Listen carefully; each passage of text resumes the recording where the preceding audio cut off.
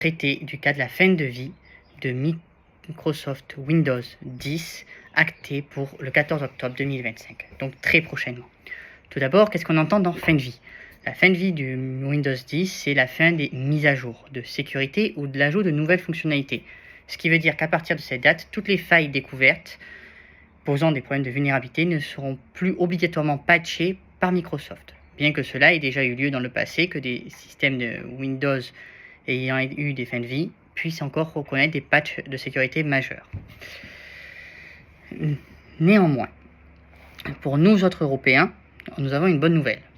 Le SU, c'est-à-dire le support étendu. Et oui, car ce qui s'arrête, c'est le support pour les particuliers. Mais les entreprises qui ont développé des logiciels spécialement sur mesure pour Windows 10 et qui ne sont pas forcément portables sur Windows 11, où l'impact de PC est énorme, eh bien, ils vont avoir accès à des mises à jour avec le support étendu.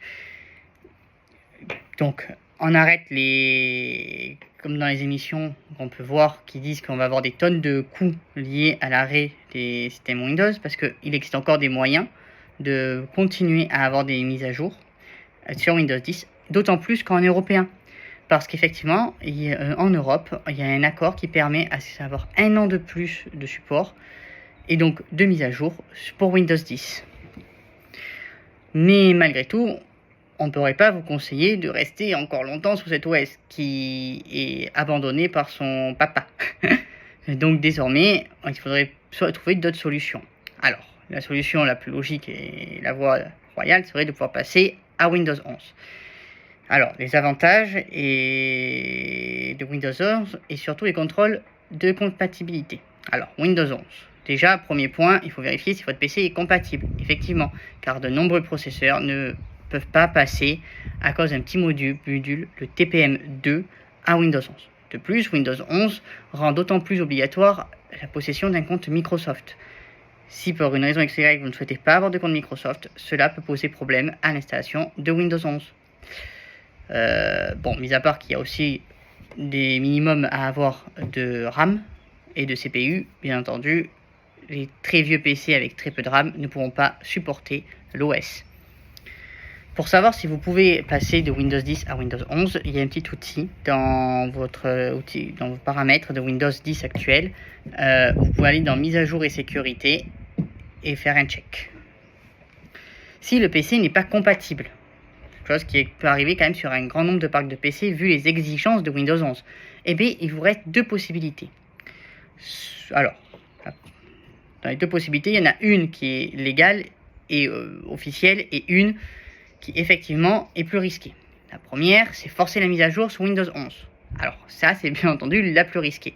C'est-à-dire que ce n'est pas prévu par Microsoft et c'est de permettre de modifier l'ISO de Windows 11, permettant d'enlever les contrôles de sécurité, notamment le TPM 2.0, qui pose quand même quelques soucis parce que ça a été ajouté très récemment dans les ordinateurs et que de nombreux ordinateurs n'en sont pas pourvus. Pour cela, vous pouvez utiliser un outil comme Rufus qui permet de créer des clés d'installation qui permet également de contourner la vérification de sécurité et les limites de Windows en règle générale. Sinon, vous pouvez directement modifier l'ISO, c'est-à-dire l'image que vous téléchargez depuis Microsoft, afin de pouvoir réaliser l'installation. Néanmoins, on ne serait trop recommandé, surtout que c'est une méthode non officielle, de créer une sauvegarde obligatoire de tous vos fichiers. Et idéalement, une image disque.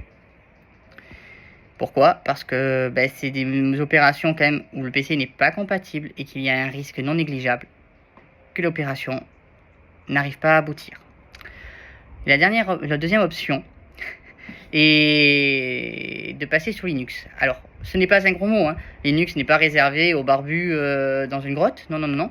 Linux aujourd'hui a de vrais avantages, notamment parce qu'il est plus léger que Windows. Sur les vieilles machines, du coup, il s'avère être moins gourmand peut-être que Windows 11. Et aujourd'hui, 80% des gens d'utilisation d'un ordinateur, c'est-à-dire la bureautique, le web, notamment, sont largement supportés par cette distribution. De plus, grâce aux avancées de Steam, notamment avec les nouvelles solutions de Steam Proton. Steam Proton permet de faire tourner des jeux habituellement conçus pour Windows sur des machines Linux.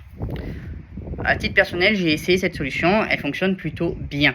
Alors, non, surtout si, selon votre carte graphique, il n'y a pas on va dire une performance identique entre Windows et Linux.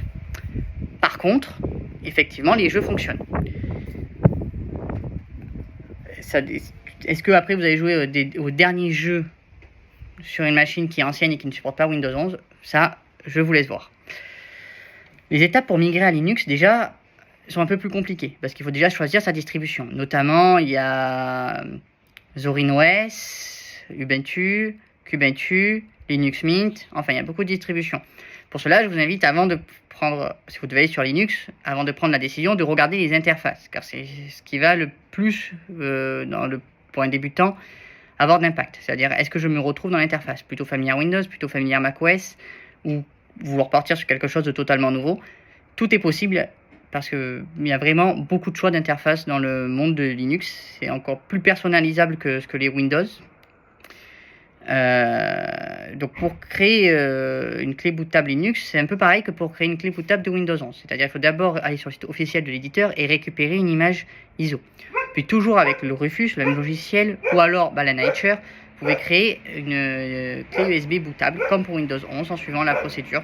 Et ensuite démarrer sur cette clé USB pour réaliser l'installation.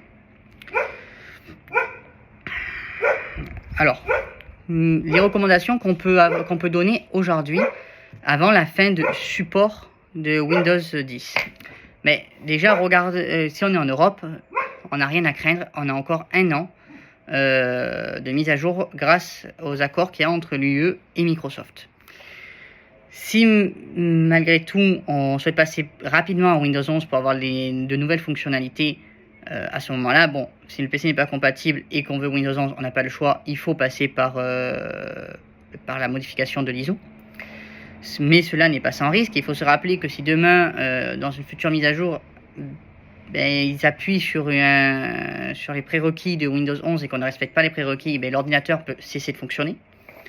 Si on veut tester Linux, déjà dans un premier temps en dual boot, le temps de s'y habituer, et c'est totalement faisable également en créant une partition à côté de votre disque dur actuel, si vous avez de la place, ou alors en achetant un deuxième disque dur, ce qui permet de pouvoir au démarrage choisir d'utiliser la distribution Linux ou continuer à utiliser Windows 10. Cela permet d'avoir une transition plus douce pour s'habituer à Linux du coup sur 1 an, et quand Windows 10 arrête de fonctionner et qu'il n'y a plus que Windows 11 qui est supporté par Microsoft, avoir le choix de soit forcer vers Windows 11, si on n'a pas réussi à s'habituer à Linux, soit passer sur Linux. Alors, pour finir cette vidéo, j'aimerais savoir ce que vous comptez faire et si vous voulez de plus de conseils, soit pour réaliser la clé d'installation Windows 11, bien qu'il y a beaucoup déjà de tutos sur YouTube qui en parlent, ou sur un choix, des recommandations parmi les distributions Linux, notamment selon les usages que vous pouvez avoir, montage vidéo, bureautique, jeux. J'attends vos retours en commentaire. Bye!